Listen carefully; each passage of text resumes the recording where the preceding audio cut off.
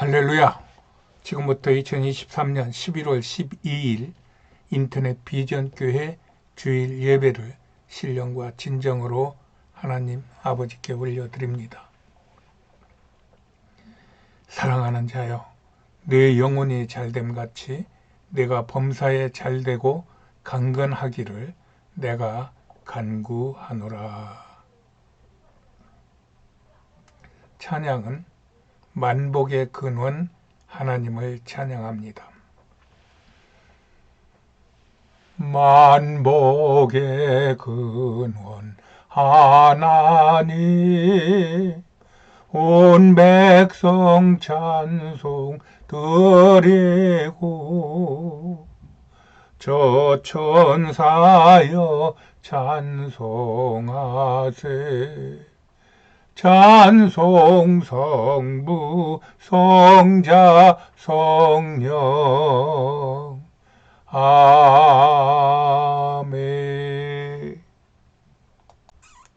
예배에 앞서 우리의 신앙을 하나님 아버지께 올려드립니다. 나는 천지를 지으신 전능하신 하나님을 믿습니다. 나는 예수 그리스도께서 하나님 아버지와 하나이심을 믿습니다.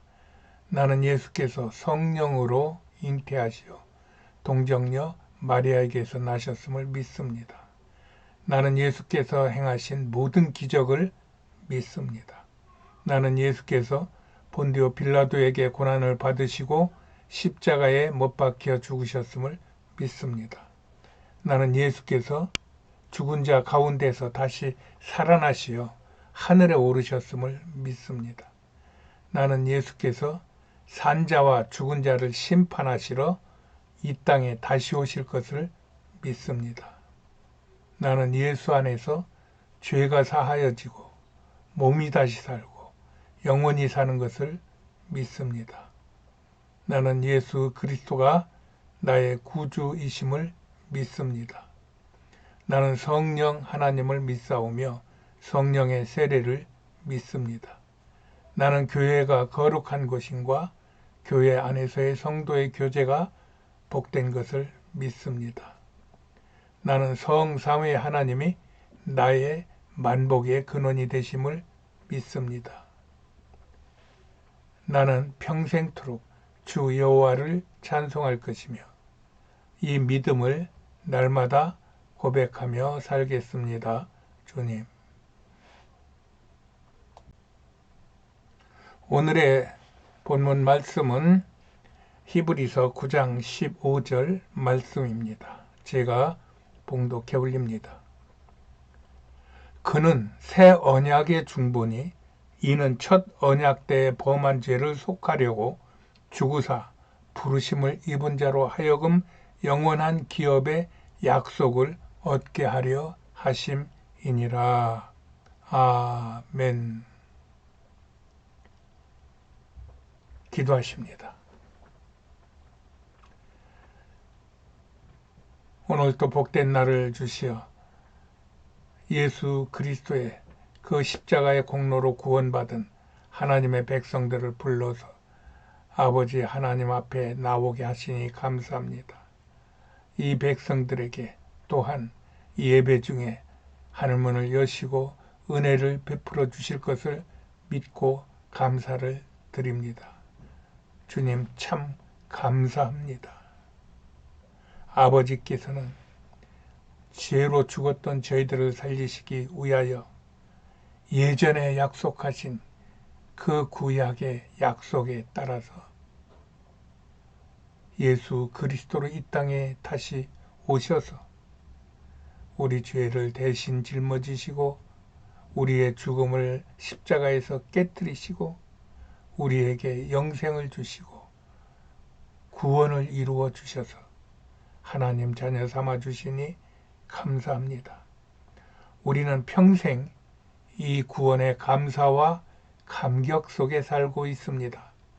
그럼에도 믿음이 부족하여 아직도 세상의 권위에 눌리고 또 세상의 나쁜 꾀에 쏟고 또 악한 것들에 공격당하여 무너지고 깨어지는 일들을 당해갑니다. 주여, 우리를 불쌍히 여겨 주시고 다시 한번 우리 죄를 용서하여 주시옵소서. 우리에게 거룩한 피가 흐르게 하여 주시옵시고 성령으로 충만케 하여 주시어서 말씀의 권세가 나타나게 하여 주시옵소서. 그래야 하나님의 나라를 허물고 방해하는 모든 세력들을 예수의 이름으로 부수고 깨치고 이겨나갈 수 있도록 하나님 저희들을 축복하여 주시옵소서. 저희들이 원하는 바 하나는 이겁니다. 돈도 명예도 건강도 다 필요하지만 그 모든 것보다 하나님께서 우리에게 은혜를 부어 주셔서 주의 사명을 감당하여 하나님께 잘했다 칭찬받고 싶은 이 소원이 우리의 가장 큰 소원입니다. 하나님 받아주시고 또 들어주시고 응답하시고 시행하셔서 우리가 어떤 자리에 있든지 무엇을 하든지 이런 하나님의 사명을 감당하여 그의 나라와 그의 의를 구하는 진정한 하나님의 백성으로서의 삶을 살아가게 하여 주시옵소서. 이것을 방해하는 모든 세력을 물리쳐 주시옵시고 천군 천사가 보호하여 주시고 성령의 불담으로 보호하여 주시옵소서. 예배를 드리는 모든 자에게 하나님 일일이 안수하여 주셔서 저들의 영혼의 울림이 있게 하여 주시옵시고 믿음이 더욱 굳건하여져서 세상과 죄악을 오직 믿음으로 이겨나갈 수 있도록 주님 은혜 베푸시고 축복하여 주시옵소서. 오늘도 우리를 사랑하시되 끝까지 사랑하시는 주 예수 그리스도 이름으로 감사하며 기도했습니다. 아멘. 할렐루야. 좋은 날씨입니다. 여러분들에게 좋은 일이 많기를 예수님의 이름으로 축복합니다. 우리는 복 있는 사람들입니다. 오늘의 말씀은 오늘 본문 히브리서 9장 15절을 중심으로 하는 가이사랴 감옥에서의 히브리서라고 하는 그런 제목으로 주제로 말씀을 나누겠습니다. 우리는 지난주에 사도행전 20장에 바울의 밀레도에서의 고별 설교 후에 가이사랴에서 사람들이 예루살렘으로 들어가는 것을 말림에도 죽으면 죽으리라는 각오로 예루살렘을 향해 떠나는 것을 이야기했습니다.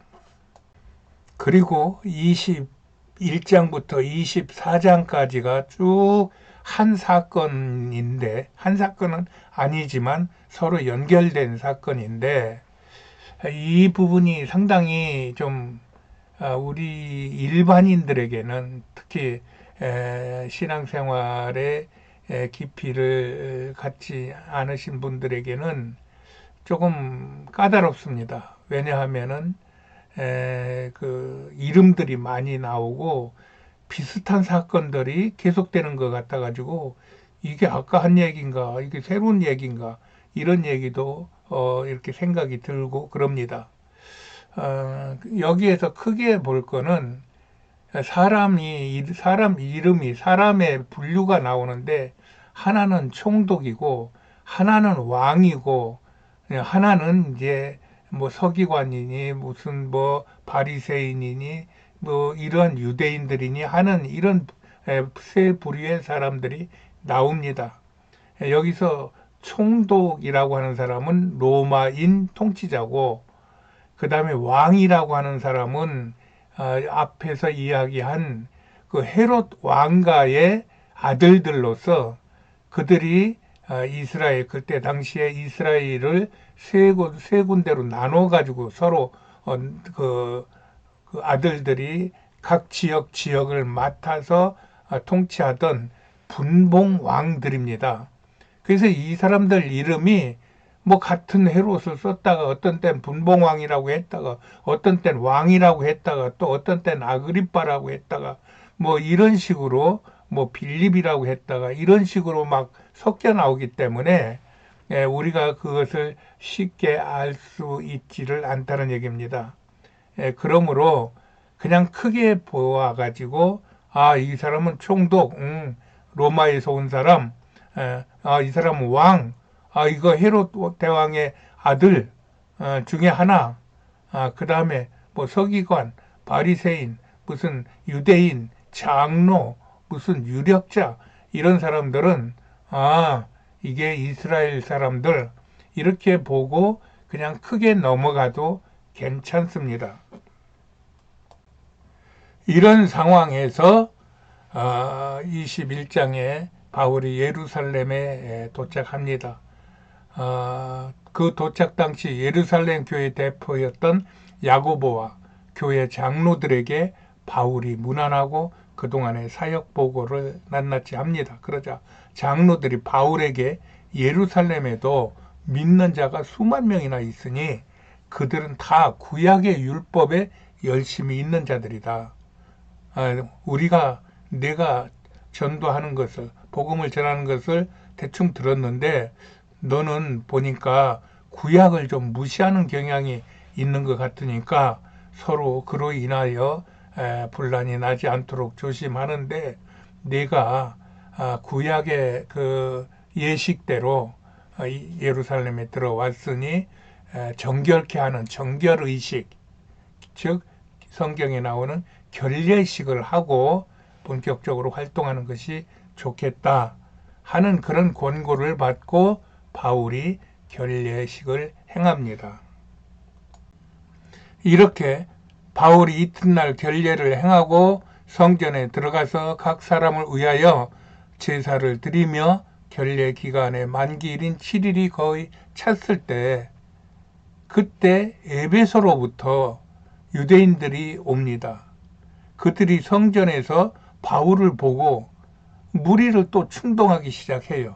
그러면서 이 사람은 아시아, 즉 에베소 각처에서 우리 유대인에게 율법과 규율을 해방하며 예수만 전하던 자인데 이가 또 예루살렘 성전에 들어와 가지고 헬라인들을 데리고 또 구약의 율법과 또 규례를 무시하면서 가르치려고 그런다 하고 사람들에게 소리를 지릅니다. 그래서 그 에베소에 있던 그 사람들이 선동을 하며 바울 같은 사람이 성전에 들어가서 그런 식으로 여호와 하나님의 그런 율법과 규례를 어기니 그러면은 이 성전이 더럽게 된다. 이와 같이 에베소와 같이 막 소동을 하니까 예루살렘 성도 또 같이 따라 소동하며 백성이 달려들어와서 바울을 잡아 성전 바깥으로 끌어내고 바울을 죽이려고 매를 칩니다.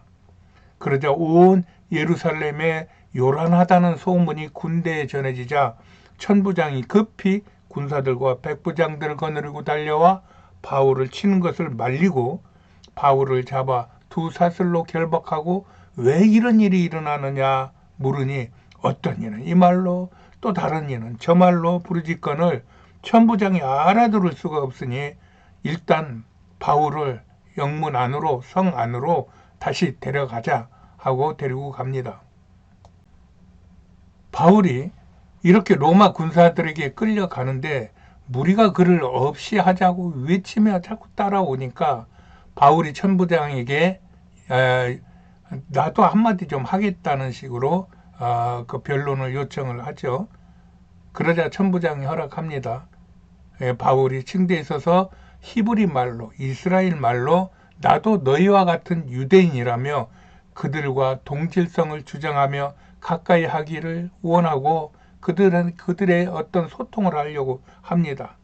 그러면서 자신은 다소에서 태어났고 우리가 다 아는 구약학자 가말리엘의 문화에서 율법, 구약의 엄한 교육을 받았고 오늘 너희 모든 사람처럼 하나님께 대하여 열심을 내었던 나다.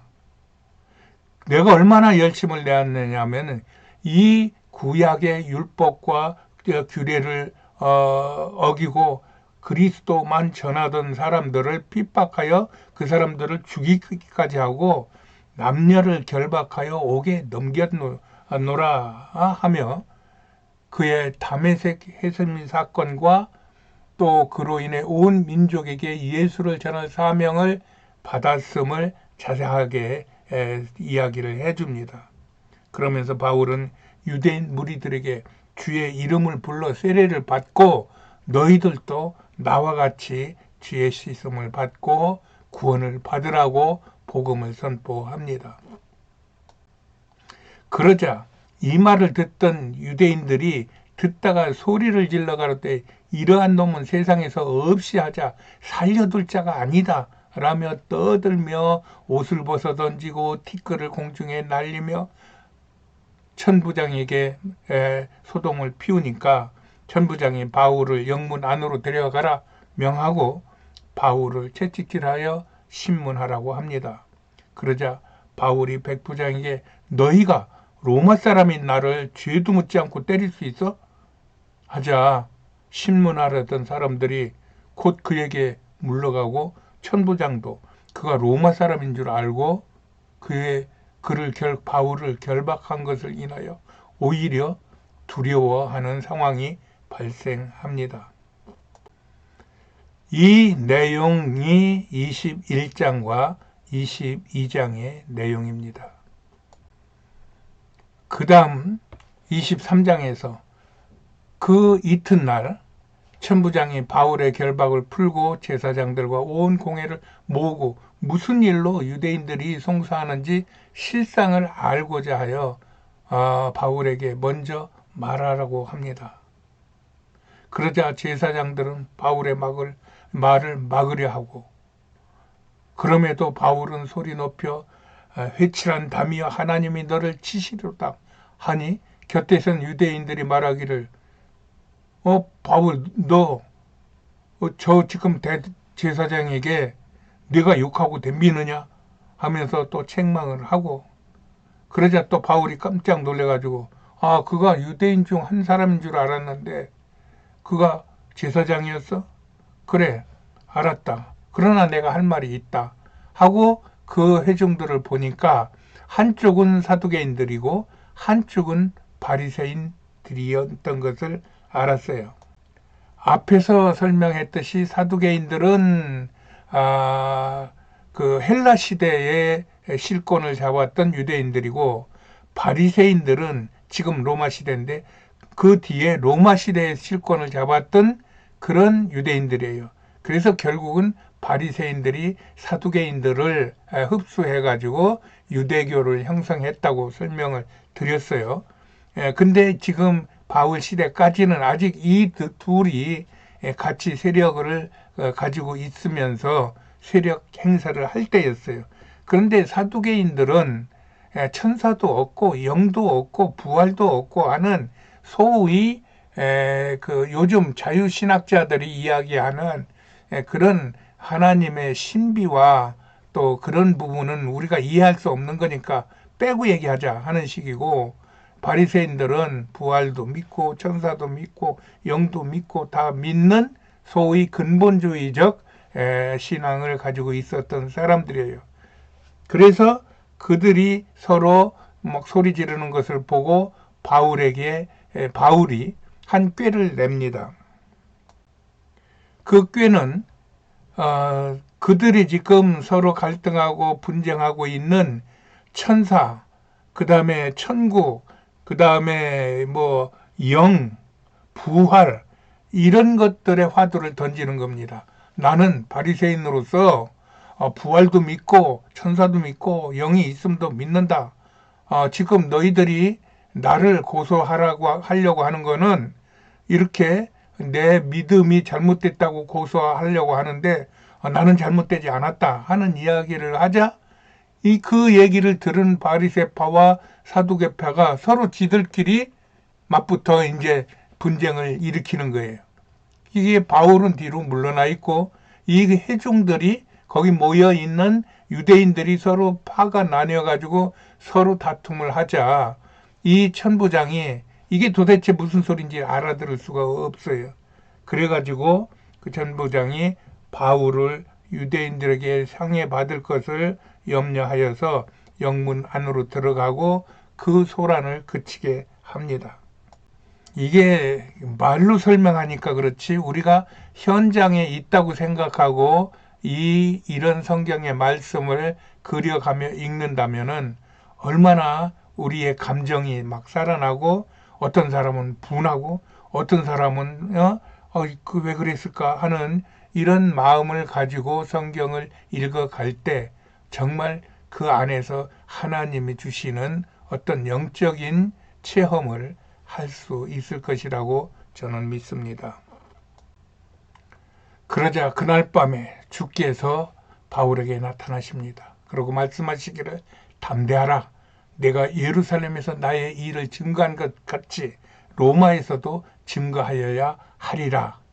며 바울이 나는 로마에 가서 재판을 받고 싶다고 하는 그 바울의 심정을 인정해 줍니다.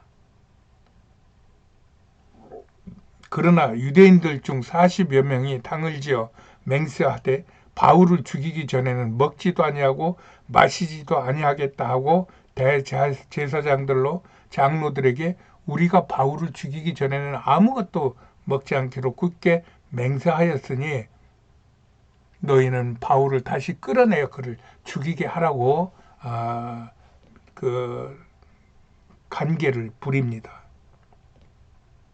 이것을 바울의 생질이 듣고 영문에 들어가 가지고 바울에게 알리자 바울은 생질을 천부장에게로 보내어서 이 사실을 그대로 천부장에게 좀 이야기하라고 보냅니다. 그러자 천부장이 백부장 둘을 불러 그 밤으로 가이사랴까지 갈 군대를 지금 이 상황은 예루살렘 상황이니까요. 가이사랴에까지 갈 군대를 구성하여 바울을 태워 총독 벨릭스가 있는 가이사랴로 보냅니다. 그러면서 편지를 써서 보내는데 이 바울이라는 사람은 로마 사람인데 유대인들이 그를 송사하는 것이 저희 율법 문제에 관한 것뿐이고 우리 로마인들이 봤을 때는 이 관심도 없고 죽일 만한 죄가 없는 사람입니다. 그런데 이 유대인들이 저를 죽이겠다고 해서 이렇게 군대를 동원해서 우리 총독님께 보내니 총독님께서 이를 잘 관리해 주셨으면 고맙겠습니다 하는 그런 편지를 그 백부장에게 보내어 그 벨릭스한테 다시 보냅니다. 그러자 호송대가 가이사랴에 들어가서 편지를 총독에게 주고 바울을 그 앞에 세우니 총독이 읽고 바울들아 너를 송사하는 사람들이 올 것 같으니까 그때 내 말을 내가 들어보리라 하고 헤롯 궁에 바울을 가두어 둡니다. 이것이 23장의 내용입니다. 그러자 바울이 감옥에 갇힌 지 닷새 후에 대제사장 아나니아 또 장로들 또 어떤 변호사가 벨리스 총독 앞에서 바울을 송사하여 이 사람은 연병이라고 말하며 천하에 퍼진 유대인들을 전부 헷갈리게 해가지고 지금 유대인 세계에 대혼란이 일어나고 있으니 이는 나사렛 이단의 괴수고 우리가 잡아 송사하오니 그를 신문하시면 이 모든 일이 다 우리 총독 앞에 드러날 것입니다 하고 총독에게 고소를 합니다. 그랬더니 총독이 바울에게 그럼 바울 네가 한번 얘기해봐라 하니 바울이 대답합니다. 그러면서 바울은 나는 지금 예루살렘에 들어온 지 열 이틀밖에 못 되어 사람들을 소동케 한 적도 없고 다만 예수가 그리스도이심을 증거하였는데 이 사람들이 나를 죽이려고 합니다 있다고 변론을 합니다. 그러자 벨릭스가 이 일을 후에 더 알아보겠다며 백부장을 명하여 바울을 옥에 2년 동안, 그냥 2년이라기보다 옥에 가둡니다. 그리고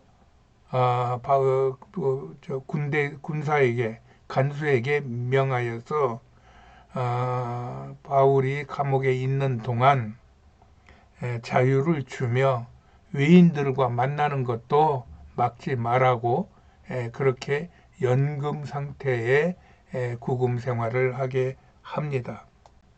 그러면서 벨릭스는 바울을 옥에서 풀어주지 않고 2년 동안 심심하면 그 바울한테 가든지 심심하면 바울을 불러내든지 해가지고 야, 네가 잘못이 많은 것 같고 유대인들한테 미움을 받는 것 같으니까 네가 나한테 좀 뇌물도 좀 주고 또 이렇게 고분고분 하면은 내가 너를 도와줄 수 있어 하면서 무엇을 얻을까 하여, 성경에는 그렇게 나옵니다. 무엇을 얻을까 하여 바울을 자주 만나서 괴롭혔다는 말씀이 있습니다. 이 기간이 2년입니다. 이것이 사도행전 24장의 말씀이에요. 이런 성경적 배경을 가지고 그 유대인과 바울과 또 히브리서 이러한 관계를 주제로 삼아서 이야기를 하려고 하는 그런 그 내용입니다. 그래서 먼저 지금까지 그렇게 바울을 괴롭힌 유대인들을 알아보려 합니다.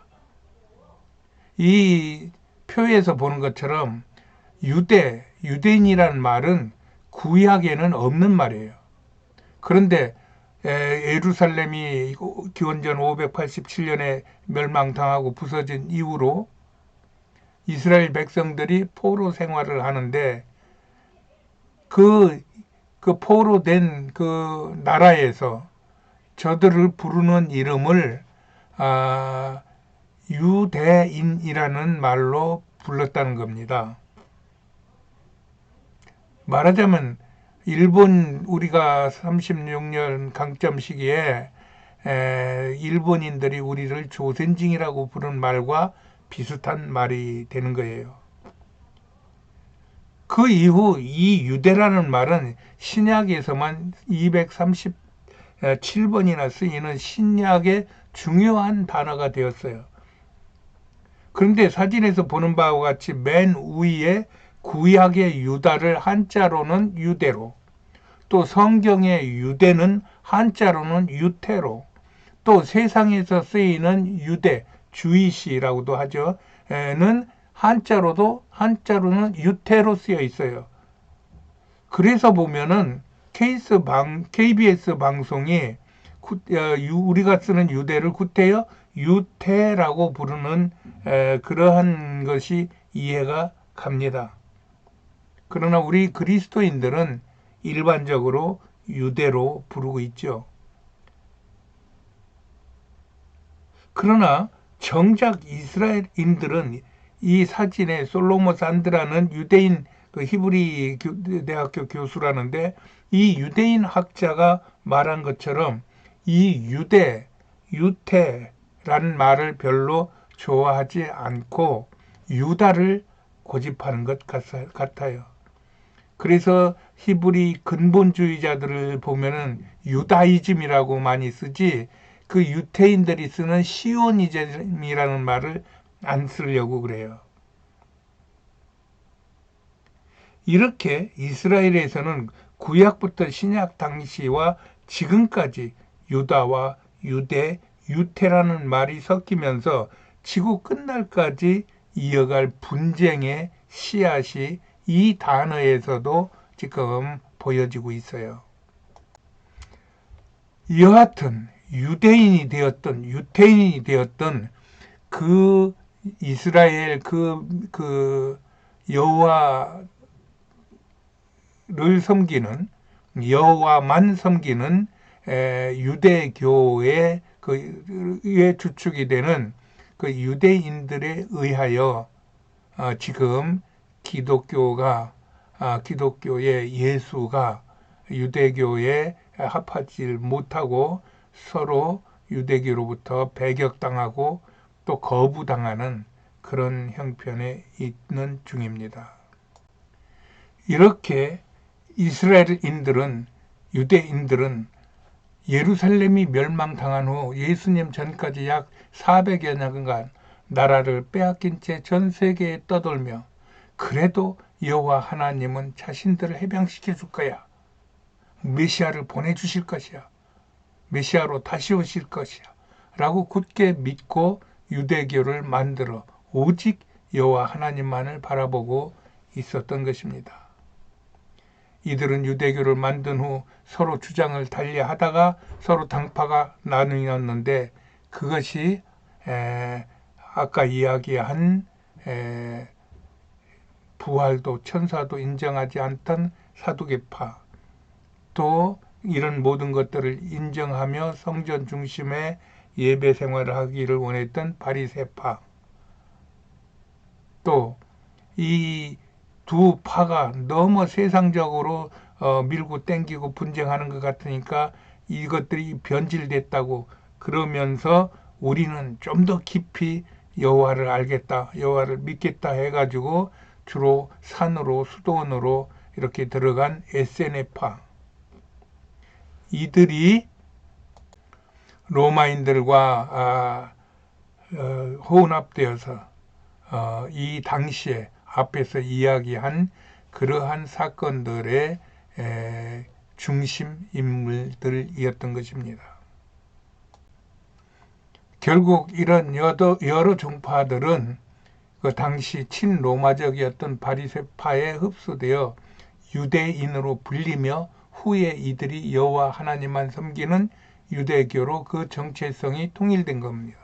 그래서 지금도 세계에서 이스라엘로 돌아오는 알리하는 사람들에게 유대교를 믿는 것이 그들의 인종, 그들의 뭐 피부색, 그들의 무슨 그 태어난 곳 이런 거하고 상관없이 유대교를 믿는 것이 이스라엘 국문성을 회복하는 기준법이 되고 있는 것입니다.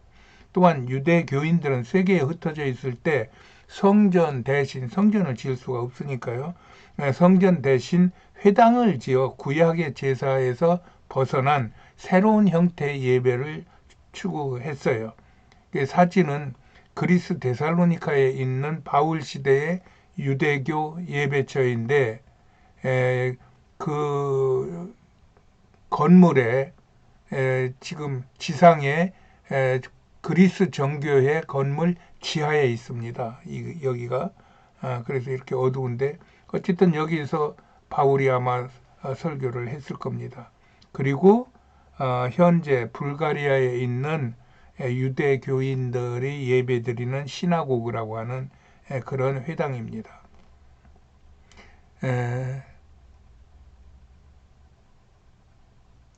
이들이 드리는 예배가 이어받은 것이 우리 기독교의 예배인 것으로 예배입니다.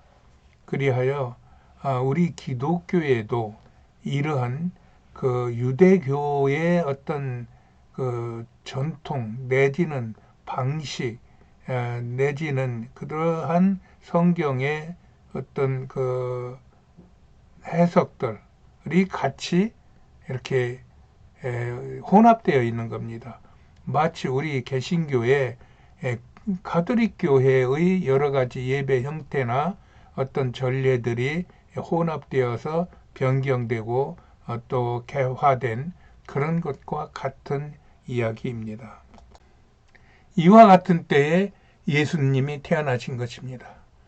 그 예수님은 그 말구유에서 아무도 인정하지 않는 그러한 천한 상태로 태어나셨고 또 광야에서 또 가난한 자들과 어부들과 이렇게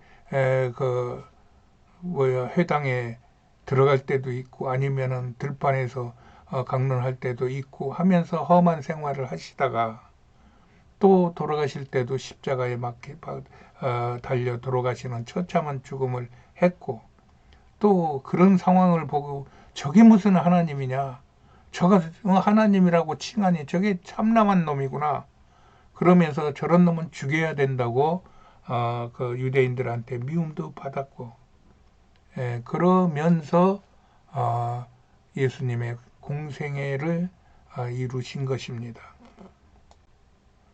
그러면서 예수님이 너희가 나를 믿으면 이 하나님의 자녀로 구원받을 것이라는 복음은 그들의 종교나 전통으로는 도저히 용납할 수 없는 반역적 일인 것이었어요. 이런 참남한 말로 백성들을 미혹하다가 십자가에 달려 죽은 예수나, 또 이 예수가 진정 하나님이라고 소개하는 바울은 이스라엘의 배역자요, 유대인들을 병먹게 하는 연병이고 나사렛 예수의 이단의 괴수였던 것이에요. 그리하여 그들 중 과격받은 바울을 잡아 죽이려고 밥도 안 먹고 바울을 기다리고 끝까지 따라다니며 바울의 전도 사역을 방해한 것입니다. 그 후에도 유대 지방에서는 기독교와 이슬람이 200년 가까이 서로 십자군 전쟁을 벌여 이때 기독교 십자군들에 의해 많은 피해를 보았고, 이후에 흩어졌던 유대인들은 세계에서 기독교인들에게 핍박을 주로 받으며 그들은 천추의 한을 품고 지금까지 기독교회와 기독교인들을 미화하고 있는 것입니다. 이런 상황에서 바울은 앞에서 말한 대로 예루살렘에 들어가자마자 유대인들의 자신을 죽이려는 상황에서 천부장의 도움으로 죽음을 모면하고 헤롯 궁의 감옥에 갇힌 것입니다. 그러나 하나님의 사랑을 체험한 성령의 사람 바울은 동족의 잘못된 주장이나 복음을 방해하는 것이 잘못됐음을 자신의 삶에서 분명히 체험하고, 예수님께서 십자가에서 말씀하신 것처럼 아버지여 저들을 용서하여 주시옵소서, 저들이 알지를 못하나이다 하는 그런 애절한 기도를 하나님 아버지께 드린 것처럼 바울의 심정에서도 그런 마음이 일었을 것입니다. 그래서 바울은 그렇게 자신을 쫓아다니며 복음을 방해하던 지긋지긋한 유대인들을 애절한 마음으로 예수의 사랑을 알리는 복음을 전하고 싶었을 것이 너무 당연한 추측입니다. 이런 마음으로 바울은 헤롯궁에 갇혀 2년 동안 있는 동안에, 또 벨릭스 총독에게 시달림을 받는 동안에도 짬짬이 유대인들에게 편지를 쓰면서 그들을 위로하고 그들을 권면하고 그들을 가르쳤다고 저는 봅니다. 그래서 이것이 히브리서인데, 이 히브리서는 다른 서신서와는 달리 유대인을 유대인으로 부르지 않고 히브리인으로 불렀던 것입니다. 이 히브리란 말은 그들의 자랑스러운 조상 아브라함을 지칭하는 말이기도 해요. 히브리 사람 아브라함이라는 말씀이 있는 것처럼 그 바울도 유대인들을 유대인으로 부르지 않고 히브리인으로 부르며 애증의 편지를 쓴 것이 히브리서라는 말씀입니다. 그러나 대부분의 학자들은 히브리서의 저자나 기록 장소를 미상으로 설명하고 있는 것 같습니다. 그래서 바울은 히브리서에서 유대인들의 자랑인 구약성서의 풍부한 말씀들을 인용하면서 제2적 관습 안에서 예수님을 살렘암 횡광의 왕 멜기세덱으로 비유하며 천상과 지상의 유일한 하나님의 제사장으로 설정하여 예수님을 소개하는 것입니다. 그리하여 유대인들에게도 자신과 같이 유대교적 고집만 부리지 말고 완벽한 유대인 제사장이었던 예수 그리스도를 구세주로 믿어 믿음의 축복을 누리자는 바울의 절절한 권면이 이 히브리서에 배어 있는 것을 볼 수 있습니다. 바울의 이러한 절절한 심정을 느끼며 사도행전을 겹쳐 읽어보면 이 히브리서 전반에 흐르는 바울의 자기 민족에 대한 영혼을 사랑하는 마음이 읽혀지는 것입니다. 이렇게 하여 바울은 3차 전도 여행을 끝내자마자 가이사랴 감옥에서 히브리서를 쓰는데 이 때를 로마의 네로 황제에 의해 벨릭스의 후임으로 가이사랴에 부임한 베스도의 부임 연도인 AD 60년 이전인 바울의 나이 60세 정도로 보는 것입니다. 저는 앞에서 바울이 47세에 안디옥에서 선교사 파송을 받았다고 했으니까 이때가 선교 13년 차 되는 그러한 때입니다. 그래서 히브리서는 구약의 독특하고 신비한 수준 높은 내용들과 함께 신약의 교회와 성도들에게 주는 권면이 많이 나오는 책입니다. 우리가 히브리서를 이런 바울의 마음으로 읽어 바울이 예수 사랑과 동적 사랑을 느끼고 받는다면 히브리서는 평생 가까이 해야 할 책입니다. 그리하여 우리도 북한 선교와 일본 선교와 또 온 세상에 흩어져 있는 우리 민족적 동료로 여겨지는 많은 민족들이 있습니다. 많은 국가들이 있습니다. 이들에 대한 선교의 비전을 열어나가야 할 것입니다. 나는 집시들이 이런 우리 민족과 동족적인 동질 요소가 많음을 보고 이런 바울의 마음으로 그들과 가까이 하며 복음을 전했고 지금도 그들과 영적인 교제를 하고 있는 중입니다. 바울은 다메섹으로 가는 자신의 이름을 불러주고 사도로 삼아주신 주님의 은총을 잊지 않고 주님을 자신의 힘으로 여기며 선교에 대한 헌신과 이웃사랑의 실천의 본을 보여주신 위대한 선교의 스승입니다. 우리가 성령의 충만함을 바라는 것은 성령의 충만함을 입어 병을 고치고 또 망한 자를 흥하게 하고 또 교회를 부흥시키고 하는 이러한 것들이 먼저 생각나면은 안 된다는 얘기입니다. 이런 것들을 가지고 선교하고 연결되는 상황을 그리는 것이 먼저 그의 나라와 그의 의를 구하는 축복의 원뿌리가 되는 그러한 성령의 충만한 은혜라는 것입니다. 우리가 이런 성령의 충만함을 받아 그 성령의 충만함을 힘입어 바울과 같은 십자가의 전달자로 이 세상에서 가장 만족하고 행복한 삶을 살기를 원하기 때문입니다. 우리가 아무리 가진 게 많고 아무리 명예가 높고 아무리 건강하여도 이 바울과 같은 그러한 십자가의 복음 사명자로서의 만족함, 이것과 비교할 수 있는 것은 이 세상에는 없습니다. 여러분들에게도 이런 십자가의 전달자의 사명이 성령 충만으로 인하여 생수같이 흘러 넘치기를 예수님의 이름으로 축복합니다.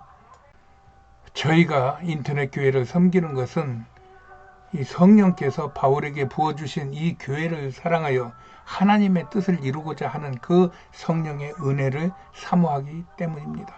그리하여 어찌하든지 이러한 영적 사건들을 통하여 한 영혼이라도 이 예배를 통하여 구원에 이르기를 원하기 때문입니다. 그리하여 예수님의 몸인 교회의 지체가 되어 예수님의 대우이민 선교, 세계 복음화에 순종하여 그의 행하신 일을 따르자는 것입니다.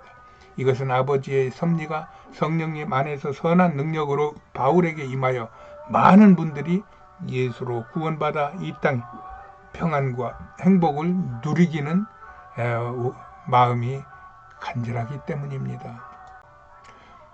그러므로 이 예배에 동참하신 분 중에 아직 예수를 믿지 않는 분이 계시면 예수를 믿기를 원합니다. 그런 분은 저의 기도를 따라 예수를 영접하시고 천국을 소유하시기 바랍니다. 예수를 믿는 것과 안 믿는 것은 하늘과 땅의 차이가 있음을 알게 될 것입니다. 제가 먼저 기도하면 저를 따라 기도하시면 됩니다. 기도하십니다. 하나님 아버지 감사합니다. 오늘 저는 예수님을 믿고 하나님의 자녀가 되기로 작정하였습니다. 예수님, 저는 지금부터 예수님을 믿겠습니다. 이제부터는 예수님을 내 구주로 모시고 평생을 살겠습니다. 하나님 아버지, 저를 받으시고 자녀 삼아 주시니 감사합니다. 평생토록 저를 가까이 하시고 지켜 주시옵소서. 성삼위 하나님, 나의 삶을 축복해 주시옵소서. 날 구원하신 예수님의 이름으로 기도합니다. 아멘. 할렐루야. 예수 믿어 구원받은 여러분을 환영하고 축복합니다. 여러분, 오늘 최고의 날을 만난 것입니다. 예수님의 은혜가 날마다 여러분들 위에 임하기를 축복합니다. 오직 예수, 예수가 우리의 행복입니다. 사랑합니다. 할렐루야. 알리는 말씀입니다. 예배에 참석하신 여러분들을 환영하고 사랑하고 축복합니다. 좋은 날씨입니다. 좋은 날씨에 여러분들에게 좋은 일 많이 있기를 바랍니다. 저희 교회는 인터넷 비전 교회입니다. 온라인상에서 예배하고 교제하는 신앙 공동체입니다. 대부분 중한 병으로 교회에 출석하기 어려운 분들이 주축이 되어 이룬 교회입니다. 관심 있는 분은 010-3718-5661로 전화 주시면 제가 안내해 드립니다. 모쪼록 세상이 아무리 어지러워도 예수님은 어제나 오늘이나 영원히 동일하십니다. 그분은 영원한 사랑을 베풀어 주시고 믿는 자들을 보호하시고 축복하십니다. 하나님의 은혜가 이 예수 그리스도의 그러한 보호하심과 승리케 하심의 축복의 역사로 여러분들 모두에게 임하기를 예수님의 이름으로 축복합니다. 축도로 예배를 마칩니다. 지금은 우리 구주 예수 그리스도의 은혜와 하나님 아버지의 극진하신 사랑하심과 성령님의 내주, 감화, 충만한 축복의 역사가 성령 충만으로 땅끝까지 나가 예수 복음을 증거하기를 원하는 하나님의 백성들의 머리 위에와 저들의 가정과 자녀와 생업 위에와 온 세상과 이 나라 이민족 위에와 또 온 땅에 나가 예수 복음을 증거하는 선교사님들의 가정과 건강과 사역 위에 지금으로부터 영원까지 함께 있을지어다. 아멘.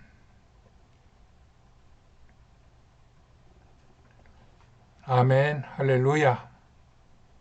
하나님은 우리를 사랑하십니다. 축복하십니다. 한 주간도 예수 안에서 승리하세요.